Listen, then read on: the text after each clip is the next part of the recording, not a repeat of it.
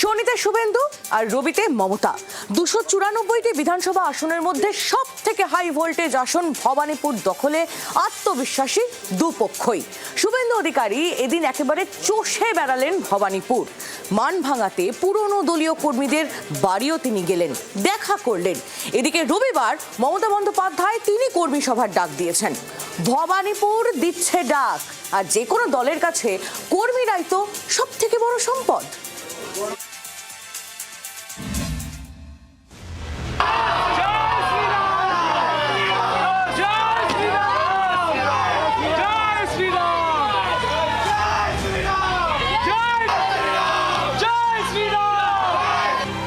Mini Bharat ভবানীপুরে মহারণ, বাঙালি অবাঙালির মিশ্রণ।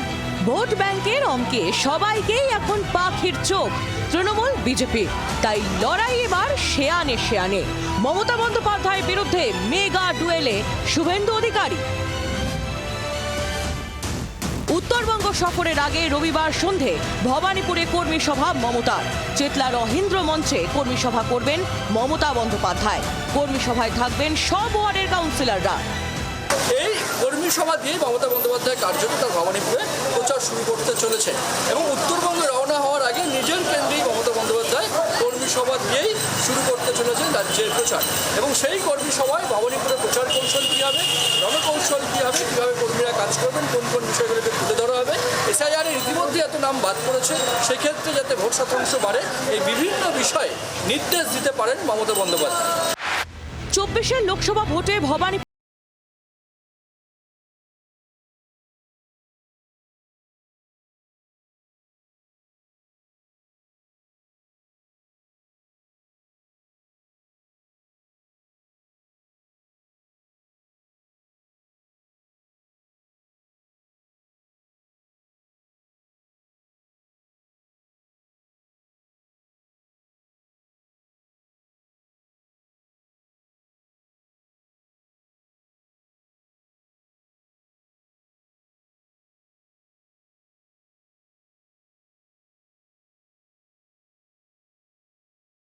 সব্যসাচী দত্তের মতো নিষ্ক্রিয় সংগঠকদের দুয়ারে পৌঁছে যান বিদায়ী বিরোধী দলনেতা।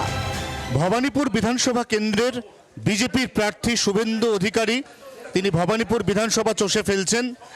এই চষে ফেলার এই সব থেকে বড় কারণ, যে কারণটা হচ্ছে এখানে বহু বিজেপি কার্যকর্তা রয়েছেন যারা বিগত 5 বছরে দলের উপর হয় কিছুটা অভিমানী অথবা দল থেকে কিছুটা বিচ্ছিন্ন। ভবানীপুর বিধানসভা কেন্দ্রে 2024-এর লোকসভাগত ফলাফলের নিরিখে এখানে 8টি ওয়ার্ডের মধ্যে 5টিতে বিজেপির লিড রয়েছে। বাকি 3টি বিজেপিকে আরও পরিশ্রম করে জিততে হবে এবং যে 5টিতে লিড রয়েছে সেই 5টিতে অন্তত 5 জন সিনিয়র কার্যকর্তা তাদের সঙ্গে ব্যক্তিগতভাবে জনসম্পর্ক সারলেন শুভেন্দু অধিকারী।